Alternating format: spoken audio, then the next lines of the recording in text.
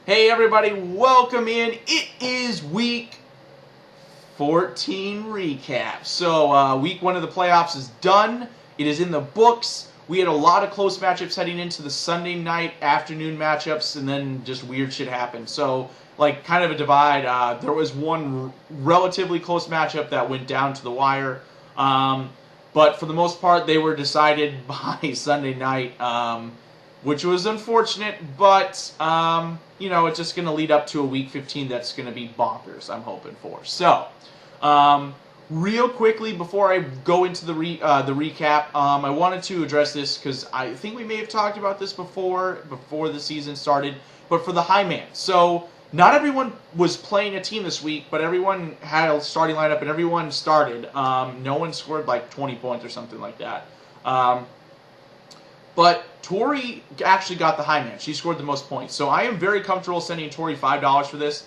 I don't really know what we wanted to do with it, but I still feel like it would be a good idea, even because I know people that are playing for the ball sack this week, they're going to have a bye week 16. They're not playing because they've, it's been decided. So, so they're not playing, so I still feel like they should get a chance to play for the money, and also those that are the 5th or 6th seed team. It at least gives them an opportunity because, Brittany and Travis will play each other this week, but not week 16. So I feel like this is a good opportunity for everyone to kind of still compete for something and of monetary value that isn't, it's $7. So it's not really adding anything extra. It's just any team can still compete for the high man, which I still think would be awesome.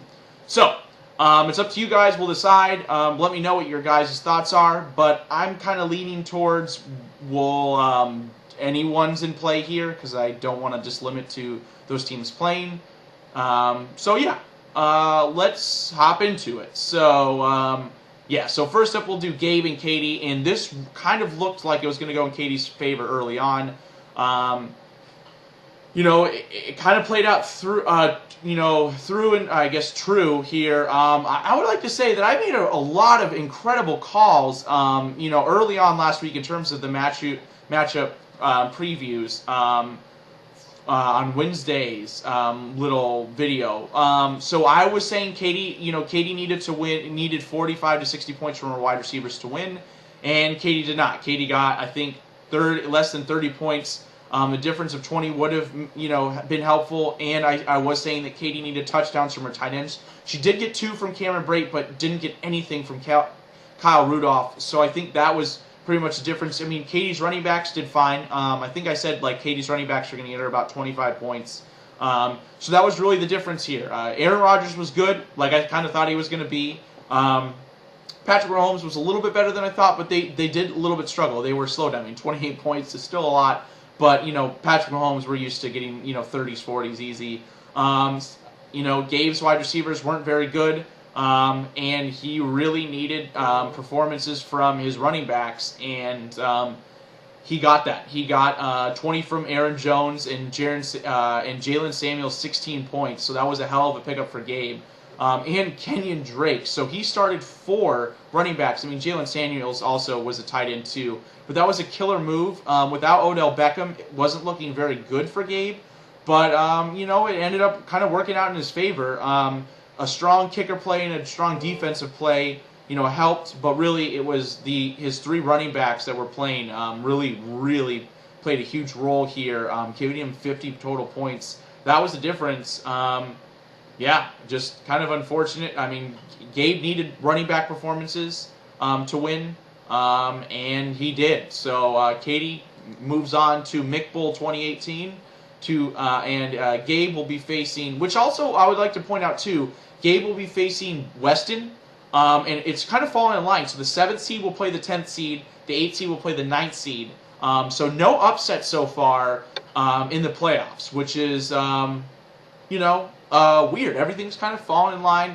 That's, not necessarily normal. However, that's why seedings happen. Anyway, next up we had the other matchup. So Scott here, 141. He didn't get 20 from Baker Mayfield. Got close enough. But, Juju Smith-Schuster and Devontae Adams went for huge days, and that's pretty much it. Detroit's defense was a solid play. He didn't get great production from his running backs, but he didn't need it. He had Devontae Adams and Juju Smith-Schuster. His studs went off for him, and that's what Scott needed. Eli, on the other hand, almost got doubled by Scott here. Just a little bit less points from Kirk Cousins, and would have been a doubling by Eli almost scored half his projected points, which I think that's a league record. Anyway, yeah, I mean, he got a decent performance from Philip Lindsay. I kind of thought that, that was going to happen. Spencer Ware was a decent play too. But Jordan Reed, 0, I think it was an injury-related. Leonard Fournette, Thursday Night Football, was not good. Anthony Miller, I think. Yeah, Anthony, I want to say Andre Miller, but that's a point guard from the NBA from, like, the 2000s. 0 points, Golden Tate 1, Traquan Smith 0. Yeah, you got 3 players posting 0 points and they all played. That is just tough. Not much more you can say here, but Eli is definitely heading into the ball sack with style. Mick Bowl 2018 will be squaring off between Katy and Eli, debatably, and probably, without a doubt, 2 of the worst teams this season. But that's okay, because remember, you don't win the ball sack, you earn it. So, keep that in mind, everybody. Who deserves it more? Who's earned it more? I don't know. Because both have very, very outstanding, resumes for either or. But I'll go into those tomorrow when we do the matchup preview. Because, of course, that is my favorite matchup of the year. Next up, we have CJ versus Travis. And this was a heartbreaker. So, Travis got a massive game from Brady, got a massive game from Gronk, 60 total points between those two. And outside of a couple of 11-point performances in Keenan Allen, Travis couldn't break 10 points from anyone else. Kenny Galladay, 2.5. Adam Humphries, 8.2. Adrian Peterson, 2.9. LeGarrette Blount, 5.1. Pittsburgh's D, 6. It was not a good day for Travis, just tough. Travis made that trade for D.D. Westbrook, and that would have made the world a difference. Start him in pretty much any position outside of Keenan Allen, and it would have worked out. But beggars can't be choosers. It's 2020 hindsight. It's, it's in the rear view mirror. It is what it is. It's just unfortunate. Travis had a very strong team, and I really think the difference here was Melvin Gordon. Not having Melvin Gordon, Melvin Gordon would have definitely gotten him more than 5 points at the running back position. Probably 10, and that would have been enough at minimum. CJ, on the other hand, he's really living and dying by Christian McCaffrey. Christian McCaffrey's been carrying CJ as of late. Kamara was carrying him early on in the season. Will this continue? I don't know. It's an unreal touchdown rate. I think he has 12 touchdowns in the last 5 or 6 games, which is just unbelievable. They are just forcing it to Christian McCaffrey. Every other position, though, yeah, CJ, the wide receivers did not show up for CJ, which I thought needed to happen. Travis needed the running backs to show up, and that did not happen.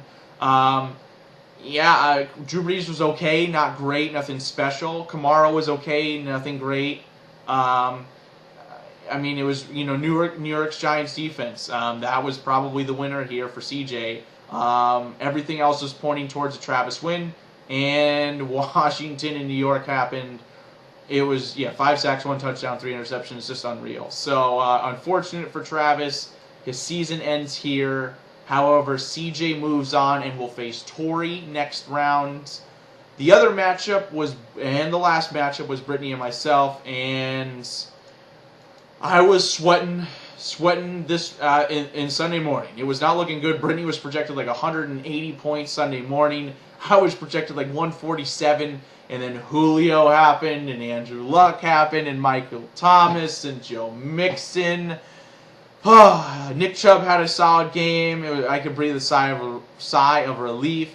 I'm not going to complain here. That was I'm just happy that my team showed up after a very terrible Week 13 finale to Travis. But regardless, Brittany just Big Ben is such a fucking diva. He gets injured in the second quarter, plays the entire second quarter, doesn't play in the third quarter, and then magically comes in and they fail to win the game. Big Ben, you're a fucking diva. But Brittany's team, Jarvis Landry had a great game. Travis Kelce, great game. But the difference here was Gurley. Gurley usually is a solid 30-point performance, but just Brittany couldn't get that, and that was just tough. It's tough to see Gurley just kind of put up a goose egg kind of like that. But it is what it is, and you can't really do anything about it. Brittany will be facing Travis in the next round of the playoffs. Obviously, both, my midseason dark horse, which was Brittany, and my preseason dark horse, Travis, losing in the first round. But, better luck next year, guys and girls. Can't, associate Brittany to just a male here, because Brittany is a fierce fucking warrior and continues to just dominate in this league. Just kind of unfortunate her season ends there.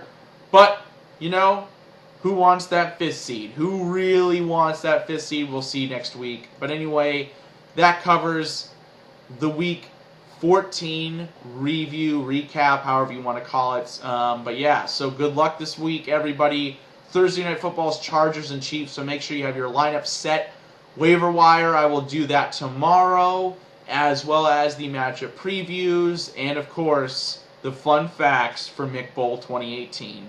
Good luck, everybody, and see you tomorrow. Peace out.